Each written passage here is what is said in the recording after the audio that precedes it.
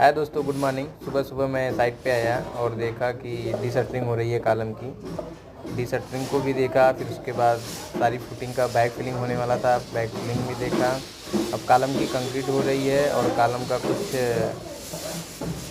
Shuttering करना है, तो हमने कवर देखा क्लियर कवर मिल रहा है कि नहीं। फिर उसके बाद क्यूरिंग देखा, क्यूरिंग भी प्रॉपर तरीके से हो रही है। और फिर उसके बाद साइट विजिट किया और कवर के लिए हमने फोरमैन को बुलाया, उससे डिस्कस किया।